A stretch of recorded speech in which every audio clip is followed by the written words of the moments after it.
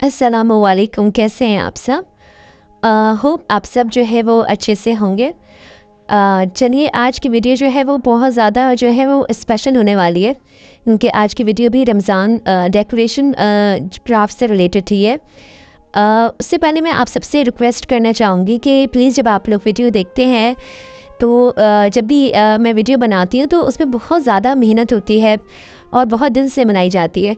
तो प्लीज़ आप लोग जब वीडियो देखते हैं तो वीडियो को लास्ट तक देखा करिए, और जो है वो कमेंट सेक्शन में जो है वो प्लीज़ अपना फीडबैक भी ज़रूर दिया कीजिए, क्योंकि आप लोग के फीडबैक से जो है वो बहुत मोटिवेशन मिलता है और दिल चाहता है कि आप लोग साथ अच्छे से अच्छा कंटेंट जो है मज़ीद शेयर किया जाए। तो चलिए आज की वीडियो स्टार्ट करते हैं। होप आपको आज की वीडियो भी बहुत ज़्यादा पसंद आए बाकी वीडियोस की तरह।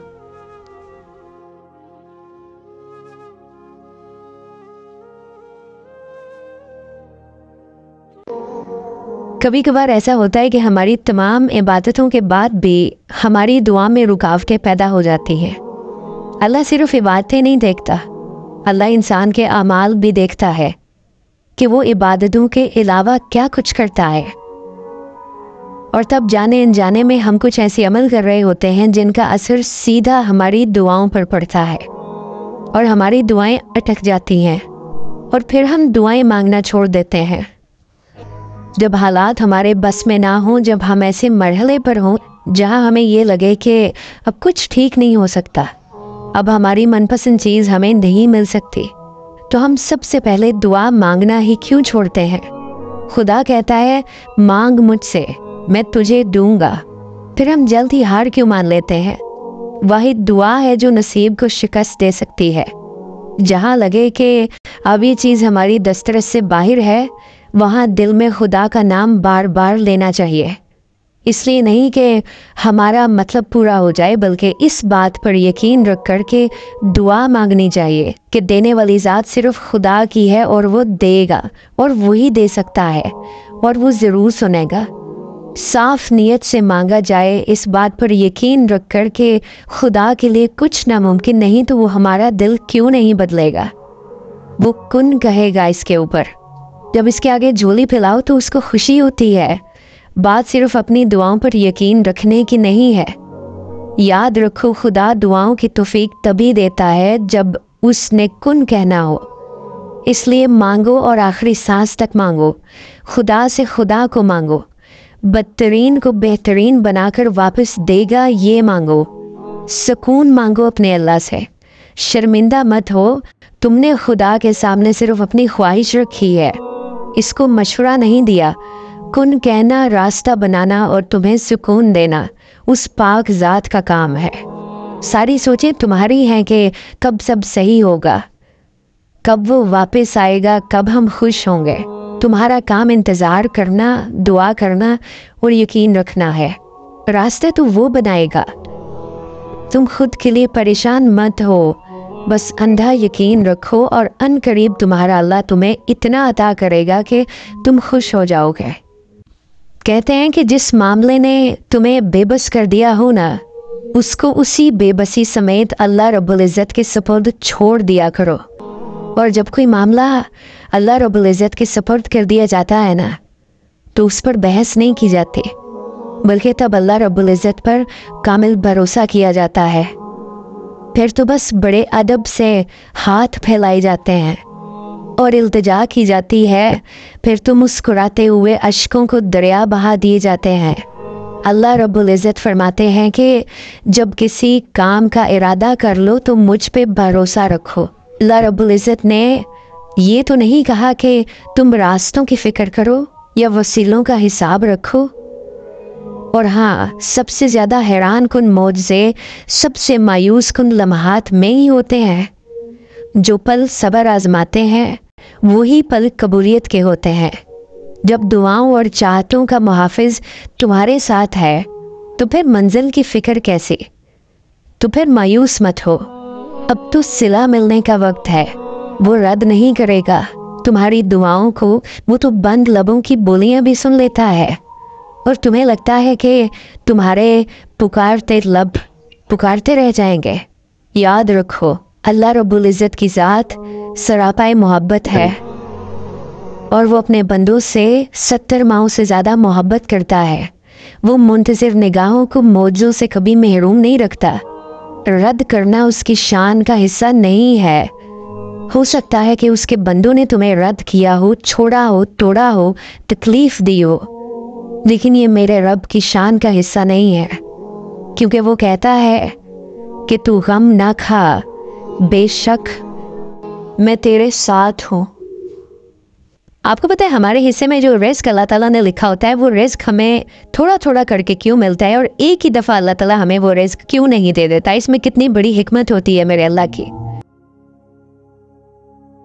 ایک دفعہ حضرت موسیٰ جو تھے وہ اللہ کے ساتھ ہم کلام ہونے جا رہے تھے، تو رستے میں انہیں ایک شخص روک لیتا ہے۔ ایک تنگ دست شخص ہوتا ہے جو کہ بڑا اپنے حالات کی وجہ سے تنگ ہوتا ہے، تو وہ آگے سے حضرت موسیٰ کو کہتا ہے کہ آپ اللہ سے ہم کلام ہونے تو جا ہی رہے ہیں، تو وہاں جاتے جاتے میری بھی ایک عرضی لے جائیں، اور وہ عرضی یہ ہے کہ آپ اللہ تعالیٰ کو جا کے میری طرف سے یہ کہیے گا کہ میرے حصے کا اس نے جو رزق لکھا ہے میری زندگی میں، دنیا میں، وہ رزق مجھے ایک ہی دفعہ دے دے، تاکہ ایک ہی دفعہ میں ایک دن ہی صحیح لیکن میں اپنے بیوی بچوں کا پیٹ بھر کے ان کے ساتھ میں کھانا کھا سکوں، اور ایک ایسا دن ہو میری زندگی میں جو میں بھرپور طریقے سے گزاروں۔ حضرت موسیٰ جب ہم کلام ہوتے ہیں اللہ تعالیٰ سے، اور حسب وعدہ جو انہوں نے زبان اس شخص کو دی ہوتی ہے، وہ جا کے اس شخص کی جو عرضی ہوتی ہے وہ اللہ کے سامنے رکھ دیتے ہیں کہ ایک شخص ہے اور اس کی یہ عرضی ہے، وہ یہ چاہتا ہے کہ اس کے حصے کا جو رزق ہے وہ ایک ہی دفعہ اس کو دے دیا جائے۔ حضرت موسیٰ جب یہ عرضی رکھتے ہیں تو آگے سے حضرت موسیٰ کو جواب ملتا ہے کہ اے موسیٰ علیہ السلام، اس شخص کی زندگی میں، پوری زندگی کے اندر اس کا جو میں نے رزق لکھ رکھا ہے وہ ایک اناج کی بوری جتنا ہے، اسی لیے میں اس کو تھوڑا تنگ دستی سے دیتا ہوں، اسی لیے میں اس کو تھوڑا تھوڑا رزق جو ہے نا وہ کر کے دیتا ہوں، تاکہ اس کو پوری زندگی جو ہے وہ گزر سکے، کیونکہ ایک اناج بوری جتنا اس کا رزق میں نے اس کی زندگی میں لکھا ہوا ہے اس کے حصے میں، اور وہ اس کو اسی طرح سے ملے گا۔ جب وہ یہ بات جا کے اس سائل کو بتاتے ہیں تو وہ سائل دوبارہ سے عرض کرتا ہے کہ اے موسیٰ، آپ کا اگر دوبارہ جانا ہو ہم کلام، اگر آپ خدا سے ہوں تو میری ایک اور عرضی ان کے سامنے رکھیے گا، اور وہ یہ کہ وہ جو ایک اناج بوری کا رزق جو میرے حصے میں ہے وہ مجھے ایک ہی دفعہ دے دیں۔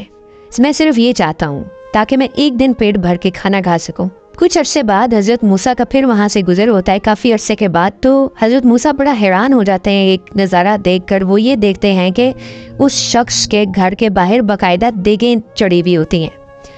تو جب وہ یہ سارے مناظر دیکھتے ہیں تو پھر وہ اللہ سے ہم کلام ہوتے ہیں اور کہتے ہیں کہ اے باری تعالیٰ، میں اتنے عرصے بعد یہاں سے گزر رہا ہوں، ایک اناج کی بوری جتنا رزق تو نے اس بندے کو دیا تھا، اور یہ تو اس سے بہت بڑھ کے اس کو رزق مل رہا ہے، بلکہ یہ لوگوں کے اوپر بھی یعنی یہ خرچ کر رہا ہے، تو یہ کیسے ممکن ہوا؟ یہ مجھے کوئی ماجرا سمجھ نہیں آیا۔ تو پھر اللہ تعالیٰ آگے سے فرماتے ہیں کہ اے موسیٰ، میں نے جب اس کو رزق دیا تو اس نے وہ رزق خود نہ صرف خود کھایا بلکہ اپنے گھر والوں کو بھی کھلایا، ان کا بھی پیٹ بھرا، اور ایک اس کا جو حصہ تھا اس نے آگے خیرات کیا، لوگوں کو بھی کھلایا۔ پھر وہ کہنے لگے کہ میں نے ہی وعدہ کر رکھا ہے اپنے بندے سے کہ اگر تم ایک حصہ میری راہ میں خرچ کرو گے تو میں تمہیں 70 حصے واپس کر کے لوٹاؤں گا۔ تو پھر آگے سے فرماتے ہیں کہ اس نے میری راہ میں خرچ کیا ہے، اس نے میری راہ میں خیرات کیا ہے، اسی لیے میں اس کا جو رزق ہے وہ مسلسل بڑھا کے اسے دے رہا ہوں، کیونکہ میں اپنے وعدے کے خلاف نہیں کرتا۔ یہ ہے خدا کی ذات، اتنی بڑی خدا کی ذات ہے، اور اس کے خزانے اتنے وسیع ہیں کہ ان میں کبھی کمی نہیں آ سکتی۔ کہ آپ کا جو ایمان ہے، آپ کا توکل جو ہے وہ اتنا مضبوط ہونا چاہیے کہ آپ جس ذات سے مانگ رہے ہیں اس کے پاس خزانوں کی کمی کبھی زندگی میں نہیں ہو سکتی، اس کے پاس ہمیشہ آپ کو دینے کے لیے بے تحاشا اور وسیع پیمانے پر موجود ہے۔ کتنی خوبصورت بات ہے کہ اگر آپ اس کی راہ میں ایک چیز خرچ کرتے ہیں، یا اپنی جو بھی آپ کا حصہ ہے، اس نے جو بھی آپ کو دیا ہے اس میں سے آپ اگر اس کی راہ میں کچھ خرچ کرتے ہیں تو وہ 70 حصے اس کے آپ کو واپس کر کے دیتا ہے، جس طرح اس نے اس شخص کو دیا، یعنی ایک بوری جتنا، ایک اناج کی بوری جتنا رزق تھا، اور آپ دیکھیں وہ کتنا بڑھا دیا گیا، صرف کس وجہ سے کہ نہ صرف اپنے اوپر خرچ کیا، اپنے گھر والوں کا پیٹ پالا، ان کو دیا، اور پھر لوگوں کو بھی آگے دیا۔ اور پھر اللہ نے یہ وعدہ کر رکھا ہے ہم سے، رزق کا بھی خدا نے وعدہ کر رکھا ہے عام انسان نے آپ سے وعدہ نہیں کیا ہوا، یہ ایک ایسی ذات نے آپ سے وعدہ کیا ہوا ہے جو پوری دنیا کو چلا رہا ہے، تو وہ کیا اپنے وعدے کے خلاف جا سکتا ہے؟ صرف اگر ہم اپنی زندگی میں ایمان، توکل اور جو ہمارا یقین ہے نا، اور جو رزق کو لے کے ہم لوگ اس ذات کو سمجھ جائیں نا، خدا کی قسم آپ کو کبھی زندگی میں پریشانی نہیں ہو سکتی، کہ رزق کا جو ضامن ہے، رازق صرف میرا اللہ ہے، اس پہ یقین رکھیں اور اپنے حصے کا کام کرتے جائیں، اور اس کا جو حصہ ہے وہ اس کو لوٹاتے جائیں، اس کے بندوں کو خوش کرتے جائیں، اس کے بندوں کی مدد کریں، پھر دیکھیں وہ آپ کی زندگی میں کیسے سکون، خوشیاں اور کس طرح سے آپ کو ہر چیز سے وہ نوازتا ہے۔ امید کرتی ہوں اس ویڈیو سے کوئی نہ کوئی انڈرسٹینڈنگ ملی ہوگی آپ کو۔ لوگوں کے لیے آسانیاں پیدا کرے رب آپ کے لیے آسانیاں پیدا کرے گا۔